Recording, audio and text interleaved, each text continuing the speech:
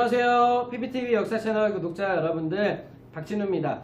자, 오늘 이번 시간에 알아볼 것은 바로 고려의 지방제도와 군사제도에 대해서 알아보려고 합니다. 우리가 지난 시간에 알아봤던 것은 바로 이것이었죠. 바로 고려의 중앙정치제도에 대해서 알아봤었습니다. 간단하게 네 글자로 줄여서 이성육부라고 할 수 있었고요. 특징으로는 독자적, 선별적 수용이다 라고 하는 내용까지 알아봤습니다. 그렇다면 오늘 알아볼 내용은 바로 고려의 지방제도와 군사제도인데요. 특히 여러분들 중심으로 잡아놔야 될 것이 바로 고려의 지방제도가 되겠습니다. 이 고려의 지방제도와 연관된 사람은 바로 고려의 성종입니다. 이 성종 같은 경우에는 최승로의 시무 28조를 적극적으로 받아들여서 고려를 유교적인 통치체제로 받아들이려고 노력했던 사람이었잖아요. 이 고려의 지방제도를 정비하기 위해서 수령을 파견합니다. 즉 지방관을 파견했다는 것이 되겠죠. 여기서부터 시작해서 고려의 지방제도가 어떻게 정비되었는지 알아보도록 하겠습니다. 자, 먼저 고려의 지방제도를 알아보기에 앞서서 한번 우리나라 현재 대한민국의 그 지방제도 한번 좀 생각을 해보도록 하겠습니다. 자, 서울, 대구, 대전, 부산 같은 특별시와 광역시가 있죠. 그리고 경기도, 충청도, 전라도, 경상도 등등의 여러가지 도들이 있어요. 그 도 아래에는 그렇죠, 안산시, 수원시 등등의 시가 있고요. 좀 더 인구가 적은 곳은 바로 군, 예를 들어서 태안군 이런 곳이 있죠. 그 아래 여러분들 지금은 도로명 주소를 쓰지만 이전까지는 구, 그 다음에 동 이런 식으로 쓰지 않습니까? 예를 들어서 단원구, 고잔동, 그 다음에 아래 더 낮은 행정구역 같은 경우는 리 이런 것까지 쓰죠. 그렇게 도, 시, 구, 동 이런 식으로 이론적으로 이렇게 정비되어 있는 게 현재의 그런 지방제도라면 이 고려시대 같은 경우에 아직 체계적으로 발달하지 못했다라고 하는 걸 전제 조건으로 까시고 들어가셔야겠습니다. 자, 먼저 제 옆에 나와 있는 사진을 한번 좀 보도록 하겠습니다. 고려의 지방제도가 나와 있는데요. 고려의 지방제도 같은 경우에는 북쪽에 북계, 동쪽에 동계, 그리고 여러가지 도들이 나와 있는 모습을 볼 수가 있고, 도가 없는 곳이 하나 있죠. 그렇죠, 경기라고 하는 곳이 있습니다. 그렇게 어떤 것들이 있는지 좀 사진을 살펴본 다음에 우리가 본격적으로 지방제도 한번 살펴보기도 합시다. 자, 사진을 통해서 우리는 5개의 도가 있구나, 그 다음에 2개의 개가 있구나, 그 다음에 경기가 있고 3개의 경이 있다라고 하는 걸 살펴볼 수 있었습니다. 자, 그럼 먼저 가장 쉬운 경기와 삼경부터 한번 좀 살펴보도록 하겠습니다.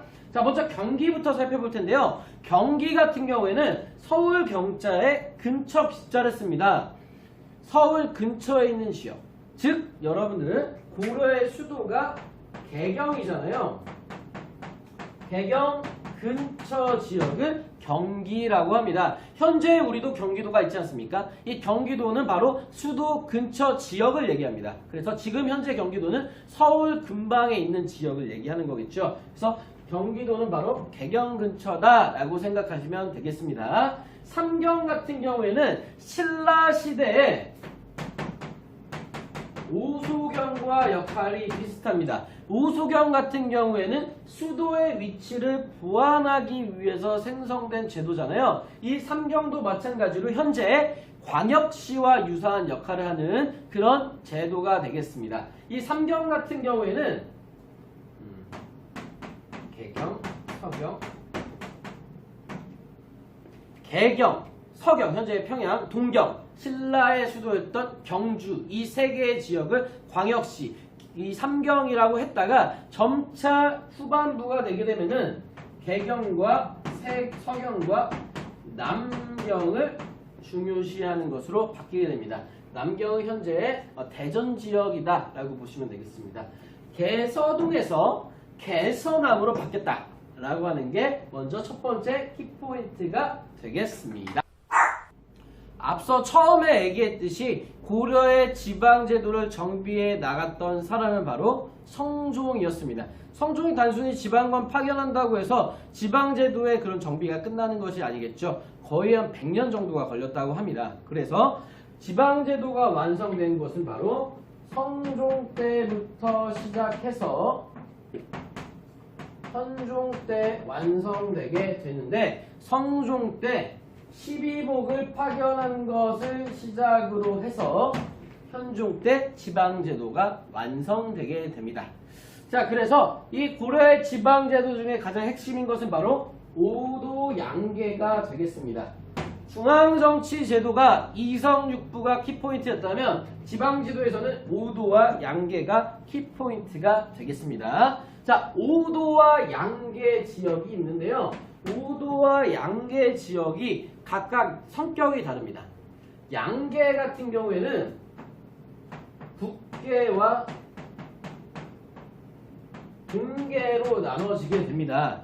그래서 여러분들 북계를 지도를 다시 한번 띄워드릴게요. 이 북계를 보시면 북쪽 북계 위에 뭐가 있습니까? 천리장성이 있죠. 이 천리장성을 쌓은 이유가 그렇죠. 외적의 침입을 막기 위해서죠. 근데 어떤 외적일까요? 뭐 중국이 될 수도 있고요. 이민족들인 거란, 여진족들을 막기 위해서 이 북계라고 하는 군사적인 요충지를 북계로 설치하게 됩니다. 자, 그렇다면 동계는 무엇일까요? 바다를 건너 있는 바로 일본의 침입에 대비한 용도가 되겠죠.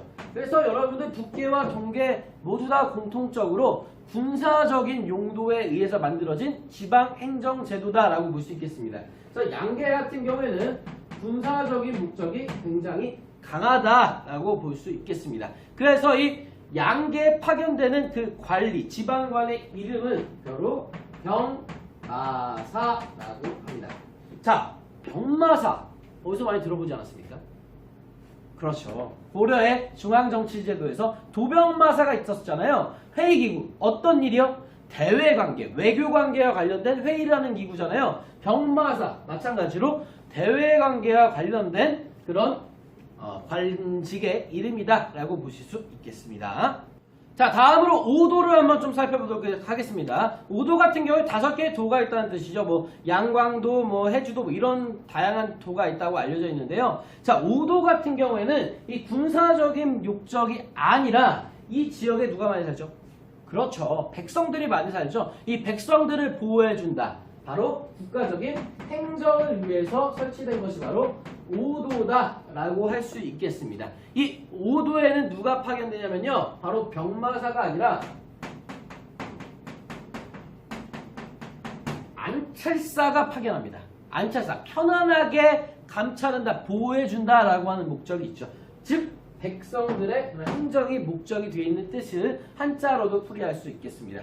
그래서 이 양계는 북계와 동계로 나뉘어지는 것과 달리 또한 우리나라 현재 행정구역이 뭐 도, 시, 구, 군, 농 뭐 이런 식으로 나눠지는 것과 똑같이 오도 아래에는 부, 모, 군, 편으로 내려갈수록 이렇게 행정구역이 세분화되게 됩니다. 아래로 갈수록 약간 더 조그마한 행정구역 단위라고 보시면 되겠습니다.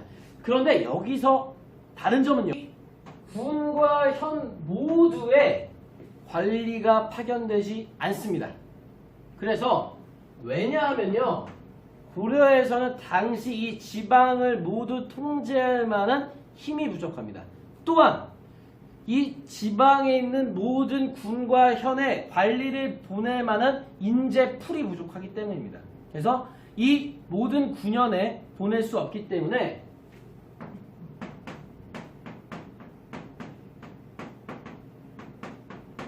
주군 혹은 주현과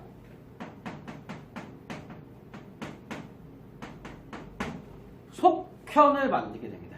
주현에는 관리를 파견합니다. 하지만 속현에는 관리가 파견되지 않습니다. 그럼 여기는 어떻게 하냐? 바로 주현에 관리 파견되는 이 수령이 감독을 합니다. 하지만 모두 다 이 속현이 더 많기 때문에 속현이 주현보다 많아요. 속현이 주변보다 많기 때문에 모두 다 이 수령들이 관리를 할 수가 없는 거예요. 그럼 누가 대신 해줘야겠죠. 이 지방을 굉장히 잘 아는 사람들이겠죠. 이 지방을 잘 아는 향리들이 이 지역의 관리를 담당하게 됩니다. 아이고 선생님, 여기 주요 속현 이제 무슨 의미인지 알겠어요. 관리가 파견되고 안 파견되고 고려에 인재풀이 부족해서 이러는 거 알겠는데 여기 하나는 뭔가요? 이게 뭐냐면요, 바로 고려의 특수행정구역 단위인 바로 향소부곡이 되겠습니다. 이게 뭐냐면요, 고려가 아직 지금의 현재와는 굉장히 떨어지는 사회잖아요. 그렇기 때문에 안정적으로 경제적 자원을 보충할 필요가 있었습니다. 그래서 이 향과 부곡은 농업, 농작물들을 계속 이 사람들이 여기서 사는 사람들이 이것만 해야 되는 거예요. 농업만 해야 되는 지역이 되겠고요. 소 같은 경우에는 수공업만 해야 되는 지역이에요. 선생님, 그럼 난 만약에 부곡에 살면은 딴 일을 못하는 건가요? 네, 못합니다. 하기 싫으면 도망가면 되나요? 안 됩니다. 거주 이전의 자유가 없습니다. 도망가면 잡아옵니다. 그리고 또한 이것만 해야 되고 국가에 바쳐야 되기 때문에 이 바쳐야 되는 세금 또한 굉장히 심합니다. 와, 그럼 이 지역에 사는 사람들은 굉장히 천대시 받겠네요. 그런데 이 다른 지역에 사는 사람들은 양인의 가능성이 있지만 이 지역에 사는 사람들은 양인보다는 약간 떨어지는 대우, 천민보다는 그나마 좀 더 대접받는 사람들이다 라고 생각하시면 좋을 것 같습니다. 자, 그렇게 해서 5도에는 안짝사 파견되고요, 주군, 속군 이렇게 나눠지고 특수행정구역인 향소부곡이 있었다라고 하는 게 잘 정리가 되어 있습니다. 자, 다음으로 오늘 알아볼 것은 바로 고려의 군사제도가 되겠습니다. 통일신라의 군사제도는 구서당 십정이었잖아요. 구서당이 중앙군이고 십정이 지방군이었던 것과 마찬가지로 고려에서도 중앙군과 지방군으로 나눠져 있습니다. 중앙군 같은 경우에는 어딜 지켜야 될까요? 그렇죠, 수도인 경기지역을 지켜야겠죠. 그래서 경기지역에 2군 6위를 보내서 지키게 됩니다. 2군 같은 경우에는요, 궁궐을 지키고요, 6위 같은 경우에는 수도를 지킵니다. 자, 그럼 중앙군이 2군 6위 중앙군 알겠는데, 그러면 지방은 누가 지키냐? 5도 같은 경우에는요, 주현군이 지키고요, 양계 지역은 주진군이 지키게 됩니다. 자, 그럼 마지막 질문을 해보면요, 이 군대에 파견되는 사람들은 내가 전쟁터에 나가고 방어를 하려면 대부분 농민들이기 때문에 어느 정도 대가를 받아야겠죠. 뭘로 받아야 될까요? 쌀로 받을까요? 아닙니다. 땅으로 받습니다. 그 땅 이름이 바로 군인들한테 지급된다 라고 해서 군인정이라고 합니다. 자, 그렇게 해서 오늘 고려의 지방 군사 제도에 대해서 알아봤는데요, 5도, 양계, 경기, 3경으로 나눠진다 라고 하는 게 먼저 키포인트가 되겠습니다. 왜? 바로 고려의 체제가 아직 제대로 정비되지 않았기 때문에. 그리고 3경 같은 경우에는 개서동에서 개서남으로 바뀌었다. 경기 지역은 개경 근처며 2군과 6위가 지킨다 라고 해주시면 되겠고요. 양계는 군사적 목적이 굉장히 강한 지역이므로 북계와 동계로 나눠지고 주진군이 지키게 된다. 그 다음에 가장 중요한 5도 같은 경우에는 부목군현으로 나눠지는 행정적 성격이 강한데, 구현에는 모두 다 관리가 파견되는 게 아니라 주현에만 파견되고 속현은 주군의 관리 감독을 받지만 대부분 이 속현을 담당하는 향소부곡을 담당하는 사람들은 대부분 향리였다라고 하는 걸로 오늘 정리할 수가 있겠습니다. 자, 그렇게 해서 오늘 고려의 지방제도와 군사제도 살펴봤는데요. 다음 시간에는 고려의 과거제도와 학교제도에 대해서 알아보도록 하겠습니다. 오늘 끝까지 들어주셔서 감사합니다. 안녕!